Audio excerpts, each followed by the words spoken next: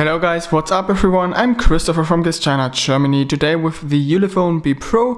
Ulefone is kind of a newcomer to the Chinese phone market. I say kind of a newcomer because they are actually not a new company. They just operated as an OEM manufacturer for other brands for quite a while. But since recently they started to appear under their own brand Ulefone, and the most successful 64-bit device coming from them is the Ulefone Be Pro, and that's exactly the device we are gonna have a look at today. So let me quickly tell you about the specs. The Ulefone Be Pro is a 5.5-inch phablet with 720p resolution. We have a MT6732 quad-core 64-bit processor running inside of there, which is the version that is clocked at 1.5 GHz. We have 2 GB of RAM, 16 GB of internal memory, dual SIM support, LTE, including the 800 MHz band, aka band 20. For FDD LTE, we have an 8 megapixel rear camera coming from OmniVision and a front camera also with 8 megapixel. We have a micro SD card slot, a 2600 milliamps battery, and well, that's about it. Pretty nice phone, I have to admit in the beginning, but let's have a closer look. First, the packaging and what comes with it. The Ulefone Be Pro gets delivered in this white box. We have the Ulefone logo on top and a small red stripe on the bottom here. It's looking simple yet quite nice. On the rear we find a little sticker containing all the information about the phone. I really like that the specs on the rear are true and not fake, except for the 13 megapixel rear camera. That's pretty neat. If I remember back to the GIU S3, this was a lot worse, so Ulefone definitely did a good job with this one. With the phone you get a wall charger with 1 ampere and a micro USB cable, and you also get a screen protector and a user manual, and that's about it. So let's get right to the phone. This is how the Ulefone Be Pro looks like. A lot call this a 1+1 clone, though I have to say that this is not exactly the case. It's looking a bit similar, the design language is similar, but it's not a 1-to-1 clone. So what do we find here? We have a black front panel made from glass containing the front camera, some sensors and the phone call receiver, as well as a status LED which you can't see right now. We also have touch buttons on below the screen which aren't back illuminated. Looking at the side we find kind of 3 layers. One is the white back cover, then we have a metal frame which probably is part of the chassis inside, and of course the screen which is lying on top of this, like with the 1+1. We also find 2 hardware buttons. Those are for controlling volume level. On the lower side we find the microphone for phone calls, and on the right side we find the on-off switch. On the upper side the 3.5mm headphone jack and the micro USB port with OTG support of the phone. On the rear we find a white back cover which is feeling rather nice, very similar to the silk white back cover of the 1+1. It's not totally slippery, it's kind of soft feeling, has a little grip to it. I really like it.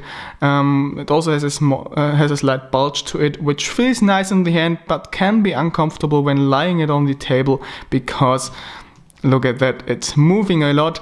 We also find the rear camera, which is inside a metal frame, and this is giving some nice reflections to it, which looks really nice. We also have the LED flash, the Ulefone logo, and the media speaker opening. The rear can of course be removed, which is kinda hard to do, but well, at least it will not fall off then. So let's have a look inside. What do we find here? Well, a normal sized SIM card slot, a micro SIM card slot, a micro SD slot, the replaceable battery, and again the media speaker. And you also notice that the inside does look like made from high quality, like made from one piece. And we also see that we have LDS antennas here, which definitely is a better thing to have than those foil or plastic antennas that often are glued inside inside Chinese phones. I definitely like those a lot more, and it just gives a more quality feeling to the phone. So the overall build quality of this handset is very good for the price. There's nothing I have to complain about. at least for the build quality, but there are a few design mistakes Ulefone did which I don't like that much. First of all, the size of the phone. Even for a 5.5-inch phablet, this phone is huge because the bezels are relatively large, and also, as you can see, the metal frame is standing out a little, so it doesn't stop there, it gets even larger. That's something I don't like that much. I also don't like that the touch buttons aren't illuminated, which sometimes makes it kind of hard hitting them in the dark. Another thing I dislike is that the status LED is placed deep inside the phone's body, which means that you only see it when you look at it from the front. If you look at it from the sides, you won't see the status LED flashing, which results in the fact that you can't see the status LED most of the time, thus don't notice if something is waiting for you in the phone. And well, the buttons are also kinda loose. They are not shaking, but it's very easy to press them. It doesn't need much force, which results in pressing them accidentally, for example in your pocket, which again is not the best thing. So Ulefone needs to do something about that with future phones they build, because that's definitely quite some significant flaws I don't like at all. So after complaining a bit about the design, I want to tell you a few things about the screen of the phone. What happened? Well, we have a 5.5-inch 720p panel with IPS and OGS going on here. And well, 5.5 inches and 720p isn't quite the best thing to have. I'm not saying the screen is really bad, but you definitely notice the low pixel density because everything doesn't look as sharp as you probably are used to from higher pixel densities. That being said, a 5-inch panel probably would have been much better for the phone, for the display quality and also for its size. But well, Ulefone are actually working on a mini version of the Be Pro right now, so that might change soon. Regarding the image quality, I have to say that I'm taking the low pixel density aside, pretty much satisfied with it. The colors are not overly intense, but that's probably not a bad thing. They look pretty natural. The contrast could be a little better, but it's still okay. And you also can read what's going on your screen outside. It's also not perfect, but enough. Brightness is okay, and viewing angles are as well. What I dislike totally, however, is the touch panel, and I'm not the only one with the Ulefone Be Pro. You need to apply quite some force to get it reacting properly to your inputs, which sometimes makes it hard if you are typing fast on the on-screen keyboard. It sometimes doesn't recognize touches, which can be a real issue. Also, it seems like the touch resolution isn't quite the highest. As you can see, I am swiping my finger slowly across the screen, and you see some lags here which aren't caused by the operating system but by a low touch resolution. This is probably not related to the touch panel itself, but to the controller firmware, so I hope this will be fixed in the future, probably with the Lollipop update that's scheduled soon. Talking Lollipop, we reached operating system. So how does the firmware of this phone look like? Well, we have Android 4.4.4 KitKat running on here, which is the case for most 64-bit phones right now. But as I said, Lollipop update is coming soon. What I really like about the firmware is that Ulefone did use a stock Android here. They didn't apply their own launcher, they didn't apply the bloatware and stuff. It's just a clean vanilla Android like we all like it to be. Let's have a look in the settings, how it's looking there, and we see that some nice features have been thrown in here. First, you have a flash alert feature, which allows you to use the LED flash of the phone as a status LED, which is coming handy because you can't always see the LED on the front. And we also have Mediatek's HotKnot supported, which is a NFC rival, but not working through antennas, but through the digitizer of the phone. We also have a gesture. I'm sorry I tapped on that one. We also have a gesture sensing feature which allows you to swipe your hand over the phone to scroll through pictures, for example. This is as also often not working perfectly fine. You have to come very close to the sensor for it to react to your input, and it also does work in one direction only. If you swipe in this direction, it will still move in this direction. Not that nice, I disabled that, I don't really need it. What's coming more handy though are screen gestures. Those are the standard off-screen gestures like double tap to wake, working very good, and also has a failsafe mode, so it won't work if you have the phone in your pocket. You also can control the notification LED on the front. You can either make it just flash or make it a breathing light. I have enabled that here, and you also can choose different colors for different events. You can choose between blue, green and red here, and well, that's about it. That's what Ulefone threw in here. Some nice features. Not all of them are features you really need, but some of them are really nice to have in my opinion. For the performance, I am really satisfied with this phone. As you probably know, the new Mediatek 64-bit chipsets are quite powerful, and that applies even to the entry-level SoC we have running here. As I said, it's the Mediatek MT6732. It can handle all apps you can imagine right now, all games. There's no game that would lag on this phone right now. So that's definitely quite exciting for a phone at this price level. What I also like about the Ulefone Be Pro is that Ulefone is publishing auto updates on a regular basis, which means that you get bug fixes and so on through your wireless network on the phone. During the time I reviewed the phone, I actually got 2 OTA updates, and well, that's not that bad, and well, Ulefone does a lot better than most other phone manufacturers here, and Lollipop will arrive soon through OTA update feature as well. So what's next? Let's talk about multimedia.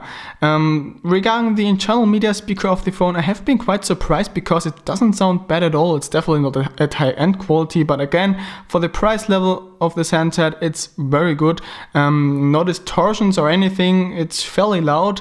Also has a slight bass playback, so definitely not a bad speaker at all. And if you root the phone, you can use Viper for Android to get even more out of this speaker. The 3.5mm headphone jack does also sound pretty good. Tried that with my Xiaomi Piston headphones, and I've been really satisfied with this. There are no distortions or background noise or anything. It's just a clear and balanced audio like we all would like it to be, but there is still a little bug that's kinda annoying. The headphone jack seems to be a little too large, which means that not all headphones will be compatible with it. Some headphones either don't get contact or they don't fit entirely into the plug, which means that you get audio only on one channel, or they will fall out from themselves again. That's really not a nice thing and a pretty annoying bug, and Ulefone really need to fix that, because at the moment 50% of all headphones won't work with this phone. The Xiaomi Pistons are the only ones I have that do work, and that's a real disappointing thing in my opinion, especially as the audio quality would be really good on this phone. So let's move on to reception quality, and here I have to say that the phone doesn't live up to its promises that are made from the LDS antenna that are built inside of there. LDS antennas usually provide a very good reception quality, but that's not exactly the case here. Wi-Fi, 3G, 2G and even LTE signal strength is lower than with a lot of other phones. It's not at high-end level, it's also not below average, but you definitely notice that the antennas are not perfect inside of there. Now in everyday use I didn't have any significant issues with reception quality here, but it's definitely worth to mention, because if you live in areas with weak signal strength, or if you have a weak Wi-Fi signal strength at home, you probably will run into issues with the Ulefone Be Pro, and you definitely should notice that. What's working flawlessly though is Wi-Fi reception quality, and that doesn't come as a surprise in my opinion, because the MT6732 processor and all current Mediatek SoCs do now support not only GPS and HGPS but also Baidu and GLONASS, making them or getting them on par with Qualcomm SoCs in terms of GPS reception quality. And as you can see here, the result is pretty good. This test has been done under bad weather conditions and with houses nearby, and I've got a fix for 15 satellites and an accuracy below 1 meter with good signal strength for each satellite, which is very good. Under clear sky and without houses nearby, you can get up to 23 satellites, which is, well, it couldn't be any better in my opinion. You definitely won't have any issues with navigation and the likes on the Ulefone Be Pro. Next topic to hit is the camera. You probably heard about Ulefone lying about the camera that's built inside the Ulefone Be Pro. They claimed the rear camera to be a 13 megapixel Sony sensor, which obviously isn't true. There is an OmniVision sensor built inside with a resolution of 8 megapixels, and this is interpolated to 13 megapixels.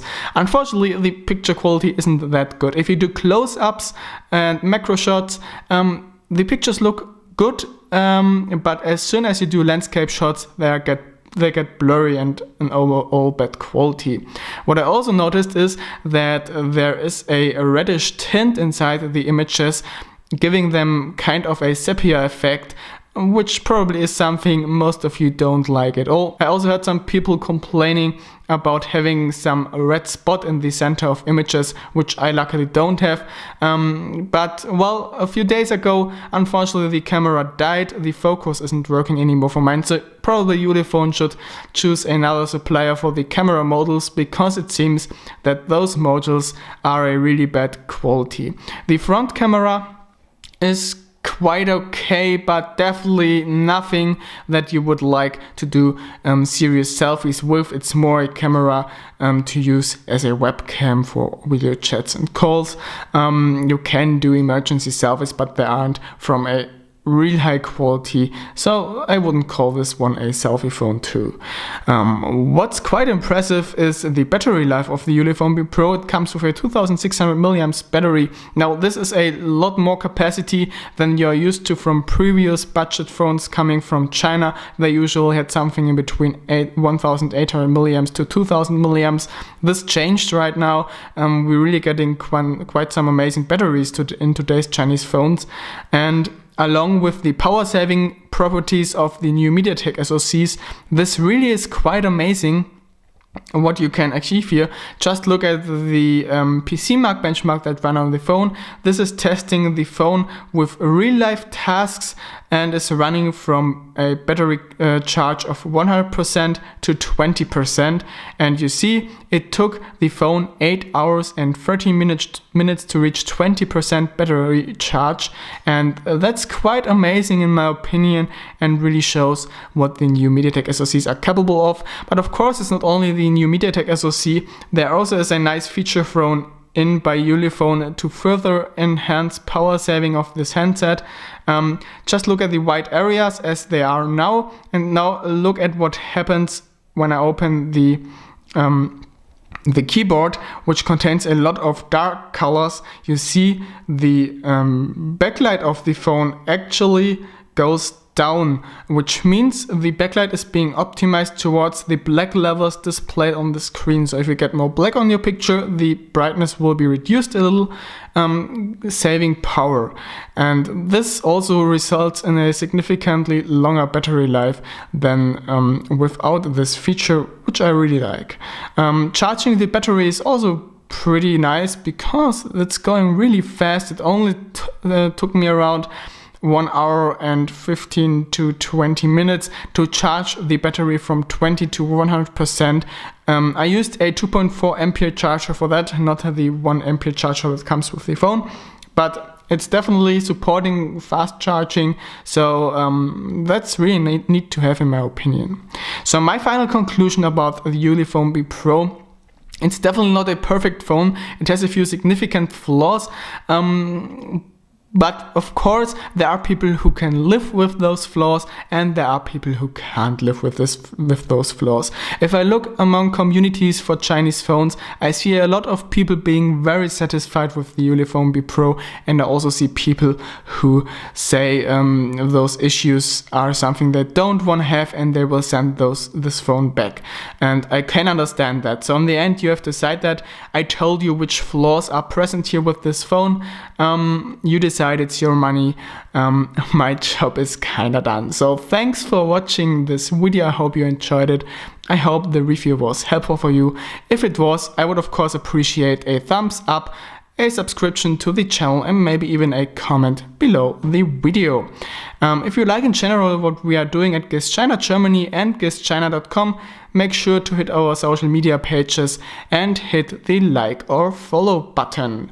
And now I say bye. You will receive a performance demo of the phone. Over and out.